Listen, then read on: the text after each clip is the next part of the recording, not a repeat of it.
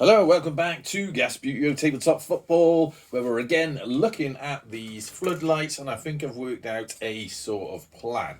So, if you recall, we had lots of these bits, and what I wanted to achieve, we'll get to that in a minute. What I wanted to achieve with the body was some sort of, normally they're like that, so it's like a sort of T shape, and the T shape corresponds to the T on there, and it fits on. I wanted to achieve a sort of box structure, but then, I'm not sure how we could have connected that together apart from super gluing them. Anyway, I came up with a bit of a plan. Because I had lots of bits and pieces, I thought what we could do is get two of the front-facing pieces, which have a channel in them, okay? And then one of the middle pieces, and slot that in, because normally that would slot in there. Oh, that's on the camera, yes. And then we could get this piece and slot it in there, all right? And then that would give you a sort of H shape, right? You with me?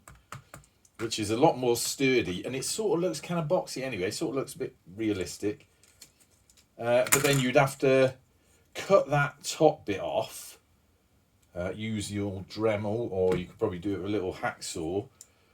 Glue that in there, and then glue that bit on there. Now, I know what you're thinking. The smart-brained mathematicians amongst you will be saying straight away is that these aren't quite equidistant at the bottom from the middle, which means that the angles going up are slightly different, which therefore means that the length of this, which fits perfectly, isn't going to be the same as the length of that to that. So this, because it angles out, it's going to be slightly longer.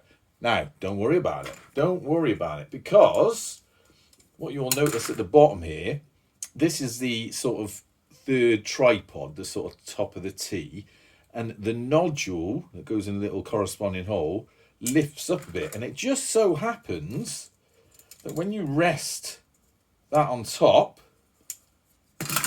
like so, on top of that nodule, it's just about the right length to cater for the slight difference in angle and the slight difference in length for there. Right, you understand that? Did I explain that properly? So that's what I'm thinking we should do with them. Now, I have taken apart some of the heads already, so I managed to get them apart. It turns out, if you've never opened these, they have two clips on the inside. One clips in there, one clips in down there, but they are quite brittle, so when you take them apart they tend to snap off. There's one of the clips there, but that's not so much of a problem, because now that's open, I've got that space for putting some sort of light in, and that can just, once it's in, that can just glue back on, so we can super glue that back on. That'll be fine. Now, let's get back to this body. You're thinking, what does that look like? What exactly will that look like, Jim? Well, it just so happens I've put one together. Is that on the camera?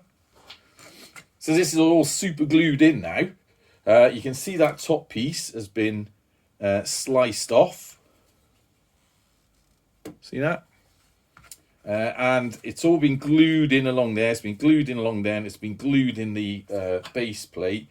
I took out, this is the spare base plate, took out all the bits and pieces out of there, drilled out that little metal connection thing, drilled out, there's another one somewhere, there it is, drilled out that, drilled out all these, so that's empty inside there.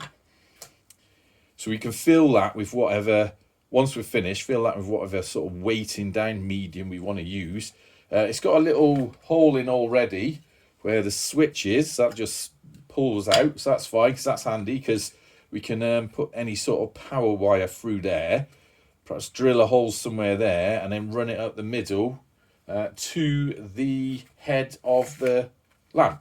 Now, they can see the angle, so that's the steeper angle, the slightly longer part, and this is effectively the front, so the straighter angle there, this one, is the front of the floodlight.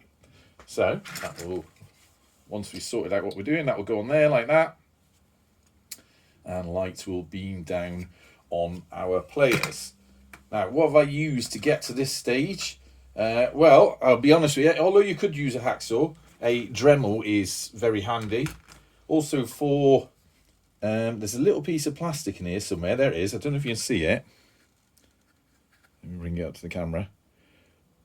This sort of brass battery connection connects on it.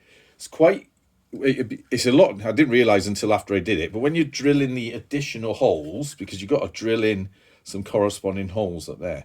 So when you're doing that, that one, there's not one on that side, so the hole is easy to do that side. On this side, that gets in the way. So it's get a nice sharp chisel and gently push it through that and take that sort of nodule out there. That'll make your life a bit easier. What other tools they use? Oh yeah, metal drill bit. I just drilled right through these, drilled them out with metal drill bit, and they came off, and then they just pop out the other side. Drilled through the tiny little screws, but I suppose you could unscrew them. So you need either a screwdriver or a metal drill bit for that. What else did I use? Oh yeah, a wood drill bit to make the new holes. Because if you see on this side, there's basically extra holes, corresponding holes on that side. So you've got to drill through carefully with that. What other tools did I use? I think that was it. Did I use these screwdrivers? The little one I used, that was it. So that's what you need. So you don't need a great deal. Oh, and super glue, of course. Good old basic super glue. And so far, we got to that. So I'm going to do the other one some other time. And then probably when all the glue's dry, go over with a little bit of sandpaper to smooth a few bits off, spray it up, and then we got to work out how we're going to reconnect the head, because the connections are slightly different. So effectively what we could do is slice off the nodules on one side of this, and then that should fit back on. But before I do that, I want to make sure that I've got some properly fitting sort of LED lights to go in there. All right. Now, did that quite quick because I only made the first video yesterday. Just so happens I was in there and I had a flash of inspiration, so I thought I'd crack on with it while I could. Don't know when the next part of this will be, because I've got to get the lights first. I've got a few other commitments that have to come before buying things for Subbuteo. But if you keep following on, eventually, like everything else, it will get done. Anyway, until next time, up the gas.